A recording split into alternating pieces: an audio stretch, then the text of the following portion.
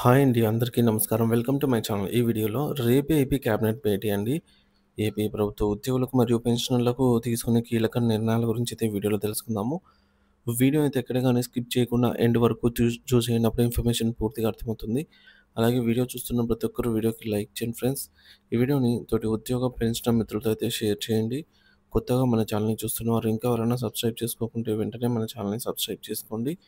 దీని ద్వారా నేను చేసే లేటెస్ట్ వీడియోస్ అన్నీ మీ వరకు రీచ్ అవుతాయి. ఇక ఆలస్యం చేయకుండా వివరాల్లోకైతే వెళ్ళిపోదాము. ఫ్రెండ్స్ ఈ విషయానికొచ్చినట్లయితే ఆంధ్రప్రదేశ్ రాష్ట్రంలో మహిళల సాధికారతే లక్ష్యంగా కూటమి ప్రభుత్వం ప్రకటించిన ప్రతిష్టాత్మక మహాశక్తి పథకం అమలు దిశగా కీలక అడుగులు పడుతున్నాయి. ఎన్నికల మేనిఫెస్టోలో ఇచ్చిన హామీ మేరకు మహిళలకు ఆర్టీసీ బస్సుల్లో ఉచిత ప్రయాణ సౌకర్యం కల్పించే పథకం ప్రారంభానికి ప్రభుత్వం ముహూర్తం ఖరారు చేసింది. దీనిపై తుది విధి విధానాలను రూపొందించేందుకు నేడు అంటే 6వ తేదీ మధ్యాహ్నం 3 గంటలకు సచివాలయంలో మంత్రివర్గ ఉపసంఘం క్యాబినెట్ సబ్ కమిటీ సమావేశం కానుంది. మరి సమావేశం ఎజెండా మరియు పాల్గొనేవారు ఎవరంటే సమయం 3 గంటలకు వేదిక ఆంధ్రప్రదేశ్ సచివాలయము. పాల్గొనేవారు శ్రీ పి. రాంప్రసాద్ రెడ్డి రవాణా, క్రీడలు మరియు యువజన సర్వీసుల శాఖ మంత్రి. అలాగే శ్రీమతి వంగలపూడి అనిత గారు హోంమంత్రి మరియు విపత్తు నిర్వహణ శాఖ మంత్రి. అలాగే శ్రీమతి గుమ్మడి సంధ్యారాణి గారు మహిళా శిశు సంక్షేమ మరియు గిరిజన సంక్షేమ శాఖ మంత్రి గారు. ఈ సమావేశంలో పథకం అమలుకు సంబంధించిన పలు కీలక అంశాలపై కూలంకషంగా చర్చించి ఒక నివేదికను రూపొందించనున్నారు. చర్చకు రానున్న ముఖ్యమైన అంశాలు చూసుకున్నట్లయితే అర్హత ప్రమాణాలు, ఏ వయసు మహిళలకు ఏ పథకం వర్తిస్తుందో, ఆదాయ పరిమితులు ఏమైనా ఉంటాయా, స్థానికత ఎలా నిర్ధారిస్తారు వంటి అంశాలపై స్పష్టత తేనున్నారనమాట. ఇక బస్సు సర్వీసులు వర్తించేవి.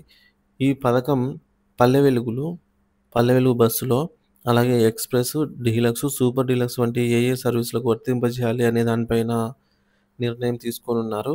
పొరుగు రాష్ట్రాలకు వెళ్ళే బస్సుల్లో రాష్ట్ర సరిహద్దు వరకు మాత్రమే ఉచిత ప్రయాణం ఉంటుందా? లేక పూర్తి టికెట్‌పై రాయితీ ఇస్తారా? అనేది కూడా చర్చిస్తారు. గుర్తింపు కార్డులు, ఉచిత ప్రయాణం కోసం ప్రత్యేకంగా స్మార్ట్ కార్డులు జారీ చేయాలా? లేక ఆధార్ లేదా ఇతర ప్రభుత్వ గుర్తింపు కార్డులను ప్రామాణికంగా తీసుకోవాలా? అనే దానిపై కూడా ఒక నిర్ణయానికైతే రానున్నారు. ఆర్టీసీ ఆర్థిక భారం మరియు నిధుల కేటాయింపు గురించి కూడా చర్చ అయితే రానుంది. ఈ పథకం అమలు వల్ల ఆర్టీసీపై పడే ఆర్థిక భారాన్ని ప్రభుత్వం ఏ విధంగా భర్తీ చేస్తుందనే అంశంపై కూడా ఒక స్పష్టమైన రోడ్ మ్యాప్ సిద్ధం చేస్తారు. బడ్జెట్‌లో దీనికి అవసరమైనటువంటి నిధుల కేటాయింపుపై కూడా చర్చిస్తారు. సాంకేతిక ఏర్పాట్లు, జీరో టికెట్ జారీ, ప్రయాణికుల సంఖ్యను లెక్కించడం, సాంకేతిక సమస్యలు తలెత్తకుండా చూడటం వంటి అంశాలపై ఆర్టీసీ అధికారులతో కలిసి చర్చించనున్నారు. తదుపరి అడుగులు మరియు పథకం ప్రారంభం.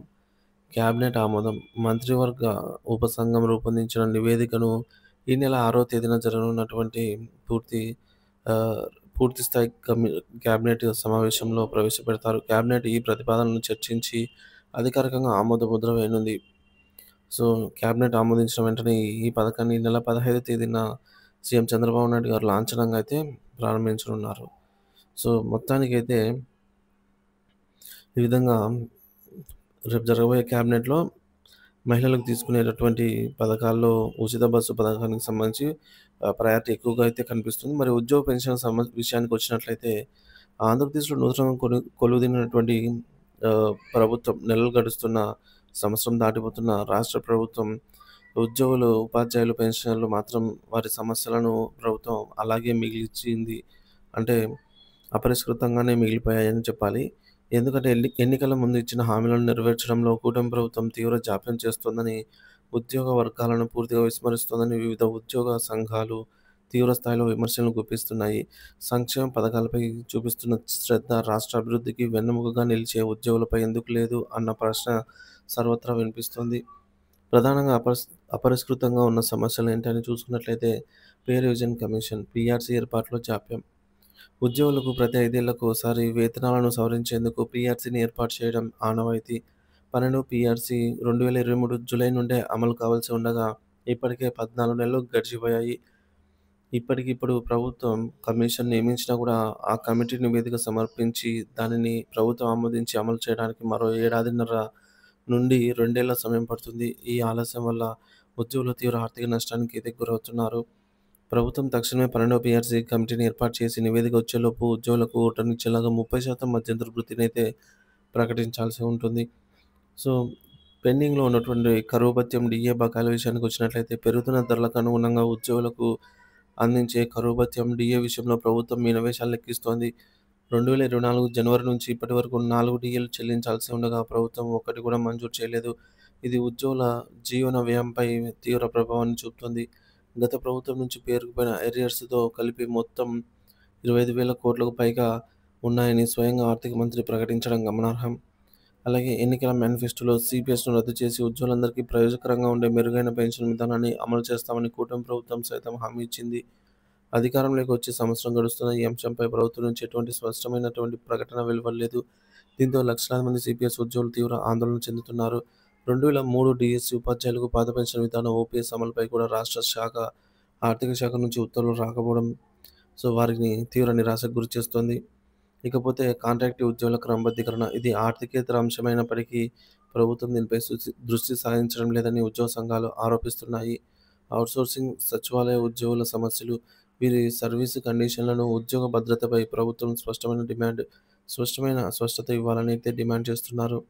పోలీస్ శాఖ సమస్యలు. పోలీస్ సిబ్బంది ఎదుర్కొంటున్న పని ఒత్తిడి, ఇతర సమస్యలపై కూడా ప్రభుత్వం దృష్టి పెట్టాలని కోరుతున్నారు. ఉద్యోగ సంఘాల అల్టిమేటం మరియు విమర్శలు. AP NGO association, AP revenue association, STU వంటి ప్రధాన సంఘాలన్నీ ఏకతాటిపైకి వచ్చి ప్రభుత్వంపై ఒత్తిడి పెంచుతున్నాయి. గత ప్రభుత్వ హయాంలో ఎన్నో ఇబ్బందులు పడ్డాము. కూటమి ప్రభుత్వం వస్తే మా కష్టాలు తీరుతాయని ఆశించాం. కానీ నిరాశే మిగిలింది అని ఏపీ రెవెన్యూ అసోసియేషన్ రాష్ట్ర అధ్యక్షులు బొప్పరాజు వెంకటేశ్వర్లు ఆవేదన వ్యక్తం చేశారు. ప్రభుత్వం ఏర్పడిన నాటి నుండి ఒక్కసారైనా ఉద్యోగ సంఘాల నాయకులతో సమావేశం నిర్వహించారా అని నేతలు ప్రశ్నిస్తున్నారు. మధ్యంతర భృతి ప్రకటించకపోవడం వల్ల ప్రతి ఉద్యోగి సంవత్సరానికి 1,00,000 నుంచి రూ. 1,50,000 వరకు నష్టపోతున్నారని వారు లెక్కలు చెబుతున్నారు. ప్రభుత్వ ఉద్యోగులను చిన్నచూపు చూస్తే పరిణామాలు ఎలా ఉంటాయో గతంలో విజయవాడలో జరిగిన చలో విజయవాడ మహాధరణ ఒక నిదర్శనమని ప్రభుత్వం గుర్తుంచుకోవాలని హెచ్చరిస్తున్నారు. ఇక భవిష్యత్ కార్యాచరణ, ఉద్యోగుల ఆశలు. ఉద్యోగ పెన్షన్లు మరియు ఉపాధ్యాయులందరి దృష్టి ఇప్పుడు త్వరలో రేపు జరగబోయే కేబినెట్ సమావేశంపైనే ఉంది. ఈ సమావేశంలో ప్రభుత్వం తమ సమస్యలపై సానుకూల నిర్ణయం తీసుకుంటుందని అయితే వారు ఆశిస్తున్నారు. కేబినెట్ సమావేశంలో ఉద్యోగులు ఆశిస్తున్నటువంటి కీలక నిర్ణయాలు చూసుకున్నట్లయితే 12వ పీఆర్సీని కమిటీని తక్షణమే ఏర్పాటు చేయడం, కనీసం 30% మధ్యంతర భృతిని ప్రకటించడం, పెండింగ్‌లో ఉన్న 4 డీఏలలో కనీసం 2 లేదా 3 డీఏలను మంజూరు చేయడం, సీపీఎస్ రద్దు, ఇతర ఆర్థిక బకాయిల చెల్లింపుపై స్పష్టమైన రోడ్ మ్యాప్ ప్రకటించడం. ప్రభుత్వానికి ఉద్యోగులకు మధ్య సత్సంబంధాలు రాష్ట్ర పరిపాలనకు ఎంతో ముఖ్యం. ఉద్యోగుల న్యాయమైన డిమాండ్లను విస్మరించడం దీర్ఘకాలంలో ప్రభుత్వ పనితీరుపై ప్రతికూల ప్రభావం చూపుతుంది. ప్రభుత్వం తక్షణమే ఉద్యోగ సంఘాలతో చర్చలు జరిపి వారి సమస్యలకు ఒక ఆమోదయోగ్యమైన పరిష్కారం కనుగొనాల్సిన అవసరం ఎంతైనా ఉంది. లేని పక్షంలో ఉద్యోగుల అసంతృప్తికి ఉద్యమ రూపం దాల్చే ప్రమాదం లేకపోలేదు. ప్రభుత్వం వారి ఆశలను నిలబెట్టుకుంటుందో లేదో అనేది వేచి చూడాల్సి అయితే ఉంది.